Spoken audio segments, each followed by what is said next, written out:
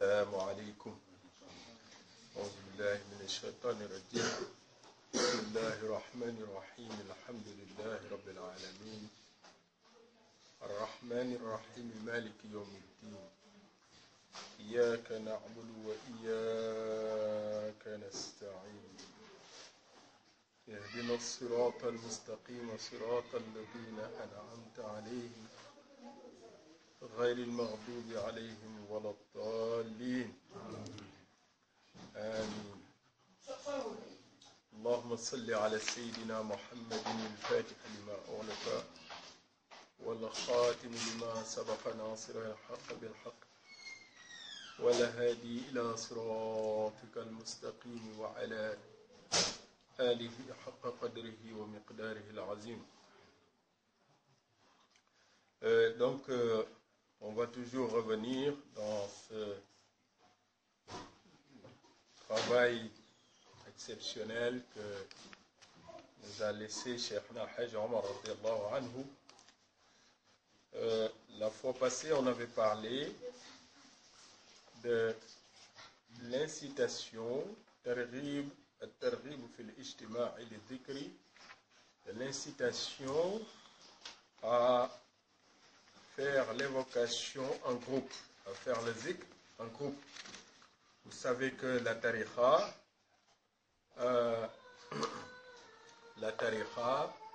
c'est une tariqa de zikr, et il y a toutes les formes de zikr qui sont enseignées dans la tariqa. Il y a le zikr en groupe, il y a le zikr individuel, quand nous avons notre chapelet, et il y a le zikr permanent aussi. Le zikr permanent, c'est l'objectif qu'il faut atteindre, c'est-à-dire se mettre dans une situation de zikr, quel que soit l'endroit, quel que soit le moment, quelle que soit la situation. Le zikr, on va y venir tout à l'heure. Il y a le zikr que l'on fait avec la langue, il y a le zikr que l'on fait avec le cœur. Au fait, aujourd'hui, j'ai voulu revenir sur le chapitre Al-Fasl al-Khamis wa al-Aishroun, chapitre 25, qu'on avait déjà évoqué. Mais c'est un chapitre important parce qu'on parle ici du zikr, et la tariqa est basée sur le zikr. Alors, Cheikhna Hajj Omar radiyallahu anhu,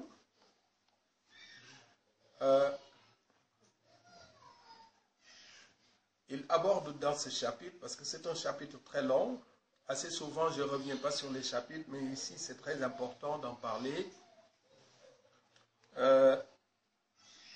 الذين يذكرون الله قياما وقعودا وعلى جنوبهم ويتفكرون في خلق السماوات والأرض ربنا ما خلقت هذا باطلا سبحانك فقنا عذاب النار. Alors, ceux qui évoquent Allah subhanahu wa ta'ala quand ils sont debout, qiyaman wa qu'udan, ceux qui évoquent Allah subhanahu wa ta'ala, donc ils font le zikr quand ils sont assis.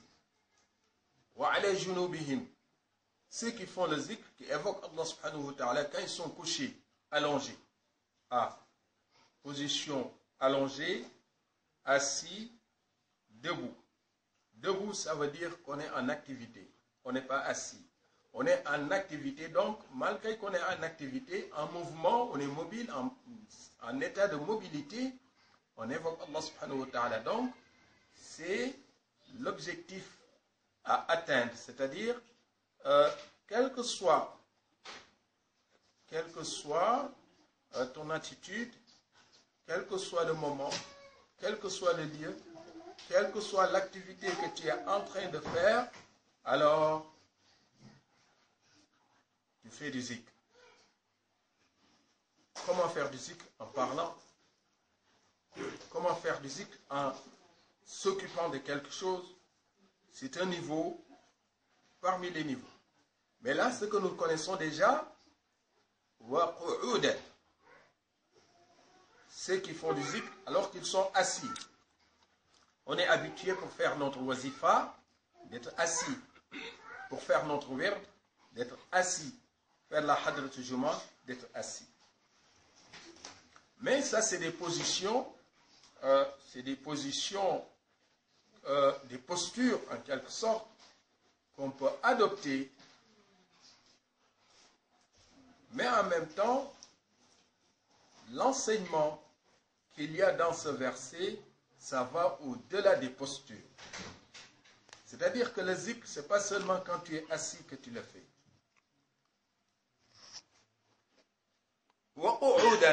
C'est-à-dire quand tu es en train de vivre des moments calmes, des moments paisibles, des moments tranquilles, de tranquillité. Donc, l'état du zikr, du zakir, de celui qui fait du zikr, quand il est assis, ça le rappelle quelque chose, c'est-à-dire quand il est dans une situation calme. Wa ala junubihim. Et même là, ça va plus loin. Quand tu es allongé, tu fais du zikr aussi. Là, c'est plus que calme. C'est l'apaisement. Mais si nous revenons sur le premier point, alladhina yazkuruna Allah qiyaman, debout, quand ils sont debout. Ah, quand on est debout, c'est pas pour se reposer. Si on veut se reposer, on ne se met pas debout. Quand on est debout, c'est pas parce que, masha'Allah,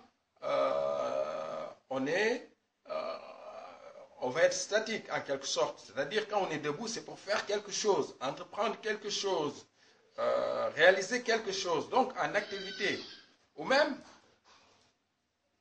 quand on est dans une situation où il n'y a pas le calme, il n'y a pas la tranquillité. On peut être préoccupé. Mais même si on est préoccupé, on se remet à Allah subhanahu wa ta'ala. Donc, cette forme de zikr aussi, c'est très important. Parce qu'il ne s'agit pas de dire que je me remets à Allah quand tout va bien. Quand tout va bien, quand tout marche, quand tout est nickel, comme on dit, je me remets à Allah subhanahu wa ta'ala. Mais dès lors qu'il y a un peu de trouble, de perturbation, et on est préoccupé, alors là, on met dans les placards le chapelet, le tapis, etc., etc. En tout cas, notre intention, volonté d'aller vers Allah subhanahu wa ta'ala. Non, ça ne se passe pas comme ça. Quelle que soit la situation, alors, natawakkalu ala Allah, et on dit hasbunallahu wa ni'mal wakil. Donc c'est un verset qui est très riche. Alladhina yadhkuruna Allah, ceux-là qui évoquent Allah, qiyaman quand ils sont debout, wa qu'udan quand ils sont assis, wa ala junubihim quand ils sont allongés, yatafakkaruna, ils pensent. Tout le temps ils pensent. Allah subhanahu wa ta'ala. Donc, il y a le zikr que l'on fait avec la bouche. Zikrul lisan. Il y a le zikr que l'on fait avec le cœur. Zikrul qalb. Il y a le zikr que l'on fait avec l'esprit. Zikrul aql. Notre esprit qui fait du zikr. Alors, à Paris, la semaine dernière, j'avais abordé la dimension du cœur et la dimension de l'intelligence. Est-ce que nous réfléchissons par notre tête ou est-ce que nous réfléchissons par notre cœur? أولم يسيروا في الأرض فتكون لهم قلوب يعقلون بها. Allah subhanahu wa ta'ala dit que n'ont-ils pas voyagé? N'ont-ils pas voyagé alors pour avoir des cœurs qui leur permettent de réfléchir? Donc, il y a beaucoup de penseurs, beaucoup d'ulama et même beaucoup de penseurs qui, dans ce débat, ont opté pour l'intelligence de l'esprit. on est intelligent parce que nous avons quelque chose dans la tête. Ça se passe dans la tête. Mais Allah subhanahu wa ta'ala, il a dit qu'on réfléchit par le cœur. Il a dit que ce n'est pas les... C'est pas les yeux qui sont sur les têtes qui sont aveugles. En réalité, les cœurs qui sont dans les poitrines, ce sont ces cœurs-là qui sont vraiment aveugles. Bon. Quand vous aurez l'occasion de consulter les vidéos du Camo de Paris, vous pourrez vous faire une idée là-dessus. Mais peut-être qu'on y reviendra, Inch'Allah. Mais juste pour dire que la dimension de la langue, la dimension du cœur et la dimension de notre aql. Le aql, on peut dire c'est l'esprit, on peut dire c'est la raison. Mais en tout cas, c'est des niveaux de zikr aussi. Alors, mais en même temps, dans ce verset, allazina yazkuruna Allah qiyaman, ceux qui font le zikr debout. C'est là où on aborde le sujet de ceux qui font du zikr en dansant. Vous savez, dans la tariqa, on ne fait pas de zikr en dansant. Il y a des confréries qui le font, qui intègrent la danse dans leur forme de zikr, dans leur rituel. Ils font leur zikr en faisant le tour ou en faisant des gestes. Et cela, il l'explique par alladhina yazkuruna Allah, ceux-là qui font le zikr qiyaman, debout. Ah, ils dansent parce qu'Allah, il a dit dans le Coran qu'on peut faire le zikr en étant debout. Alors, mais dans la tariqa, c'est-à-dire, la tariqa interdit de danser, la danse, pour faire son zikr. Parce qu'il n'y a pas de folklore dans la tariqa. La tariqa est basée sur la sunna. La tariqa est basée sur le Coran. Il n'y a pas de folklore dans la tariqa. C'est, masha'Allah, un cadre dans lequel on cherche à se purifier, à s'éloigner de shaitan et à se rapprocher de plus en plus d'Allah subhanahu wa ta'ala. Donc, qiyaman, alladhina yazkuruna Allah qiyaman, ceux-là qui font du zikr en étant debout. Au niveau de la tariqa, c'est pas une attitude physique. C'est-à-dire faire le zikr en étant debout. C'est pas une posture physique dans la tariqa. Dans d'autres tariqas, ça peut être une posture physique parce qu'il faut faire le zikr en étant debout, en dansant, etc., etc. Mais dans la tariqa, le fait de faire du zikr en étant dans une posture debout, c'est pas, masha'Allah, c'est même interdit. Au fait,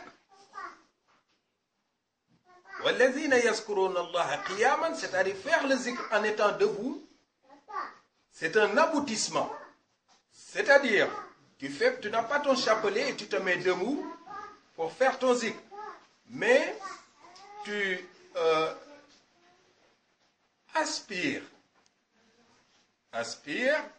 tu tends, tu vas vers, c'est-à-dire que tu deviens quelqu'un qu'il soit couché, assis, debout, qu'il soit dans un moment de repos, qu'il soit dans un moment d'activité, il est toujours en train d'évoquer Allah subhanahu wa ta'ala, il est toujours en train de penser à Allah subhanahu wa ta'ala. Vous savez, c'est un débat au niveau des ulama. Et pourquoi faire le zikr en étant debout?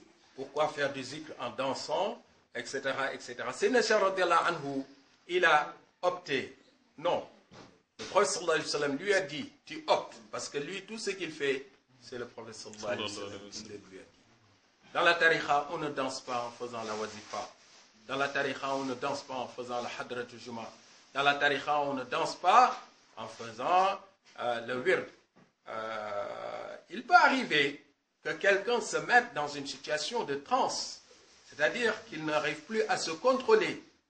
Mais ça peut se manifester d'une manière ou d'une autre.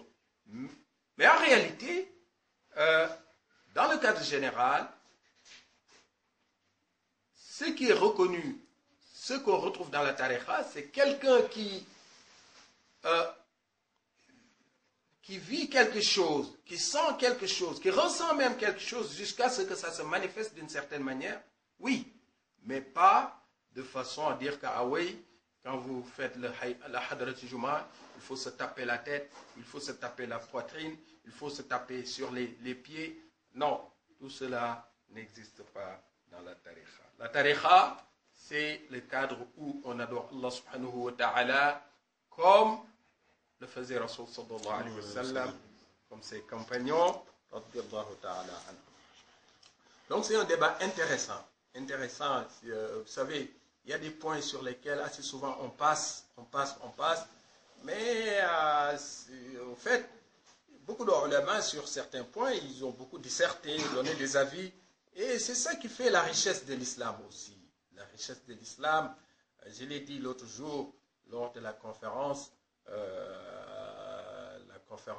pour les finances islamiques. Donc je leur ai dit que l'islam, c'est l'activité intellectuelle qui a toujours été le soubassement de tout ce qui constitue l'islam. Et maintenant, on passe à côté de cette richesse intellectuelle, la richesse qui peut provenir des différences. On passe à côté. Qu'est-ce qu'on dit maintenant?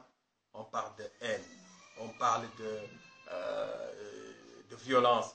Alors que al-ihsan, c'est pas seulement masha'Allah, quelque chose qu'on désire avoir ou qui est souhaité dans l'islam, mais c'est une réalité fondamentale parce que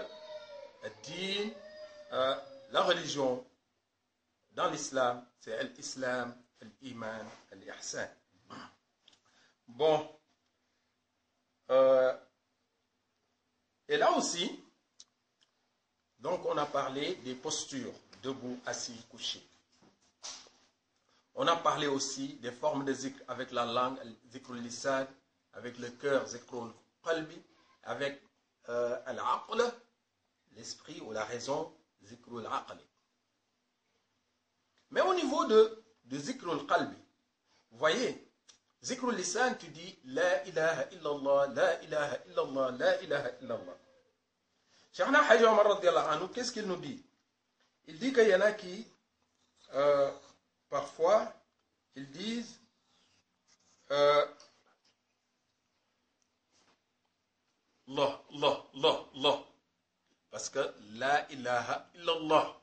Donc, ils se limitent à Allah, Allah, Allah, Allah. Mais chaque fois qu'ils disent Allah, c'est la ilaha illallah qu'ils ont dit. Ou alors, la ilaha illallah, ils disent hu. Vous voyez, la langue ne prononce pas complètement la ilaha illallah, mais ils disent hu. Mais en réalité, toi tu crois qu'ils ne font pas de zikr, mais en réalité, ils sont en train de faire des zikr. Ou alors ils disent que parfois ils disent la. Vous voyez, il y a une connexion qui existe entre la langue et le cœur. Il y a ce que dit, prononce la langue. Il y a ce que le cœur est en train de dire aussi. On peut entendre ce que dit la langue et pas ce que dit le cœur. Ce qui fait que tu peux le voir devant toi, il dit la, alors qu'en réalité, il est en train de dire la ilaha illallah. Ou bien parfois, il dit c'est-à-dire c'est-à-dire c'est le alif qu'il lit avec mad. Ou même parfois, seulement le alif alors qu'il est en train de dire Allah. Ou bien, parfois il dit que c'est-à-dire alif et ham, et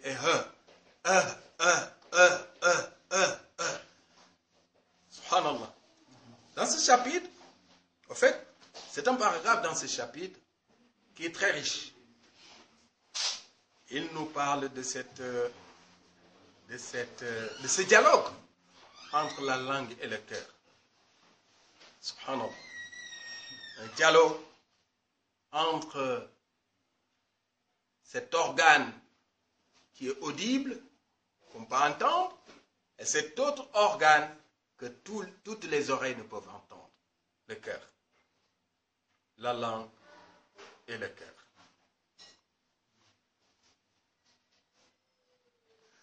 Ou alors, parfois il dit he.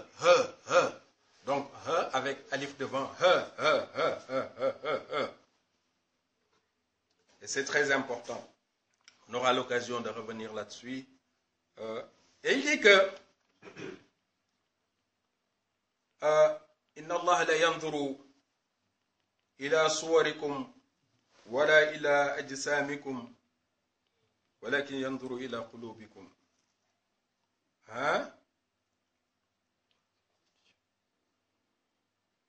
Allah subhanahu wa ta'ala, ou comme a dit Rasulullah sallallahu alayhi wa sallam, Allah ne regarde pas vos apparences, vos corps, vos apparences, mais il regarde ce qu'il y a à l'intérieur. Mais c'est un débat exceptionnel. Parce que tu peux te dire que, oh, qu'est-ce que tu dis toi? Il dit la, tu dis non, tu n'as rien dit toi. Il faut dire la ilaha illallah. Il faut bien prononcer. Et lui, il dit la. Et toi qui es en train de dire la ilaha illallah, tu crois que, eh bien, tu es le seul, eh bien, qui est en train de faire ce que Allah il aime. En fait, ce que Allah il accepte, parce qu'Allah il aime tout. Tu peux te dire que lui, ce qu'il fait n'est pas bon. Mais en fait, toi tu fais le zikr avec ta langue, lui il fait le zikr entre la langue et son cœur. Et il dit aussi que La yanal Allah luhumuha wala dima'uha walakin yanaluhu at-taqwa minkum.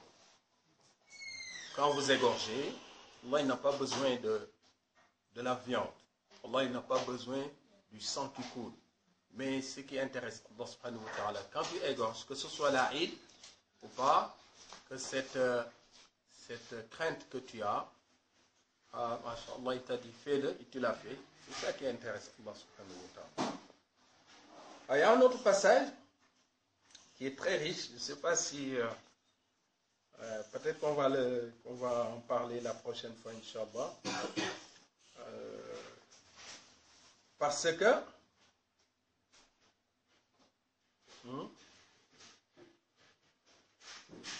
وَاذْكُرْ رَبَّكَ فِي نَفْسِكَ تَضَرُّعًا وَخِيفَةً. Ça aussi c'est un autre débat. وَاذْكُرْ رَبَّكَ فِي نَفْسِكَ تَضَرُّعًا وَخِيفَةً. Parce qu'Allah il dit dans le Coran, fais zikr au fond de toi, avec humilité et discrètement. Alors, nous dans la tariqa, quand on fait la wazifa, Nasir al-Haqq bil-Haqqi, tu l'entends de très loin. Quand on fait la Hadratul Juma'a, La ilaha illallah, Allah, tu l'entends de très loin. Vous savez, Cheikhna Hajj Omar radiyallahu anhu, pourquoi c'est quelqu'un qui prend des points, des sujets, et il les aborde. Il donne des arguments. Il donne des arguments et, subhanallah, il te permet de découvrir la richesse intellectuelle de l'islam. Cheikhna Hajj Omar radiyallahu anhu, c'est déjà ça. J'ai dit à Paris que Cheikhna Hajj Omar radiyallahu anhu, c'était l'éloquence, c'était l'intelligence, c'était la science, c'était la spiritualité d'un très haut niveau. C'était la modestie, l'humilité, parce qu'il avait le pouvoir, et pourtant le vendredi, il s'asseyait autour du drap blanc, il faisait le zikr avec, masha'Allah, avec ses généraux avec ses commandants, ses soldats, ses disciples, ses élèves, etc. etc. Jazakallahu khairan. Donc, pourquoi dans la tariqa on fait le haylala, la hadrat juma, la wazifa, à voix haute, alors que dans ce verset du Coran,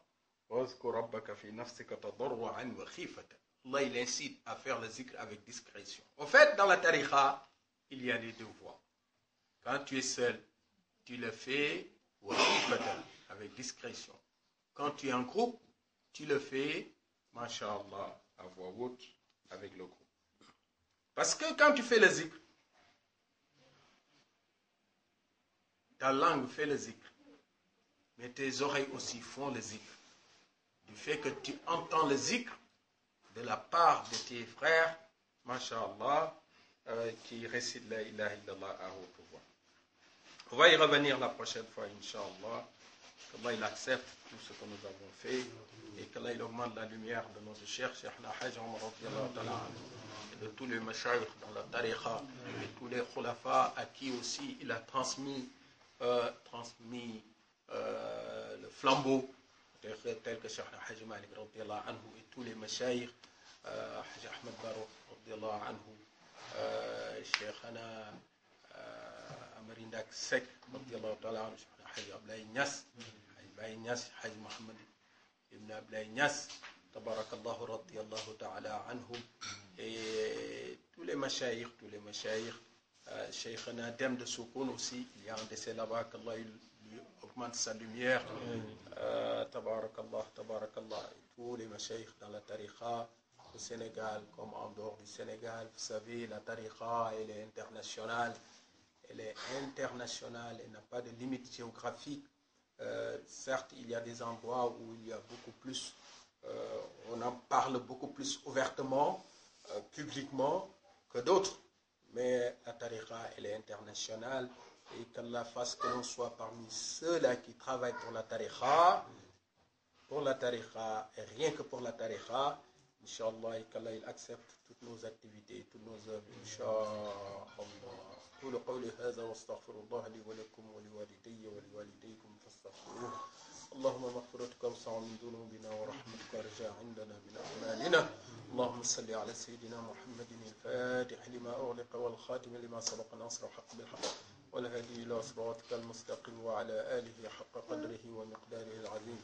إن الله وملائكته يصلون على النبي يا أيها الذين آمنوا صلوا عليه وسلموا تسليما. صلى الله تعالى عليه وعلى آله وصحبه وسلم تسليما. سبحان ربك رب العزة عما يصفون وسلام على المرسلين والحمد لله رب العالمين.